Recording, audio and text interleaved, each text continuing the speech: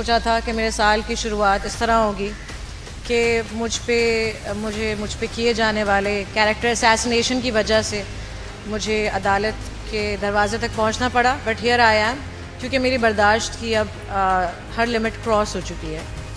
And جس طرح کی یہ پھیلائی جا رہی ہیں باتیں, اس کی وجہ سے اتنے عرصے میں مجھے اور میری فیملی کو شدید ذہنی تکلیف اور اذیت سے گزرنا پڑا ہے ان جھوٹے, بے بنیاد, بدنیتی پر مبنی الزامات کی وجہ سے.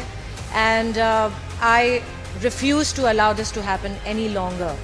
خواتین کی عزت اور ڈگنیٹی کی حفاظت کرنا اتھارٹیز کی ذمہ داری ہے, اور آج انہی اتھارٹیز سے میرا سوال ہے کہ اس سب کو روکنے کے لیے کیا اقدامات لیے جا رہے ہیں, کیونکہ جتنے بھی لوگ اس کام میں ملوث ہیں دے مسٹ نو کہ کسی کی کیریکٹر اسیسنیشن کرنا, اس طرح جھوٹ بولنا,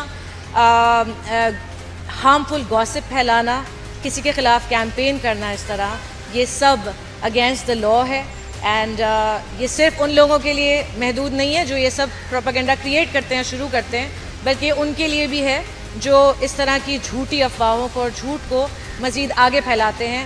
you are also committing a crime and you will be held accountable for your actions. میں کہوں گی یہ انتہائی غیر اخلاقی حرکت ہے, اور اس چیز کو بغیر کسی ویریفیکیشن کے, تصدیق کے کسی کو بھی پھیلانا اور کسی کو بدنام کرنا اس طرح کے کاموں سے, آئی تھنک اس پہ اسٹرکٹ ایکشن لینا چاہیے. کوئی بھی یہ کرے, ہمارے لاز کو اتنا مضبوط ہونا چاہیے سائبر کرائم کے کہ کوئی بھی ایسا کچھ کرنے سے پہلے 10 بار سوچے.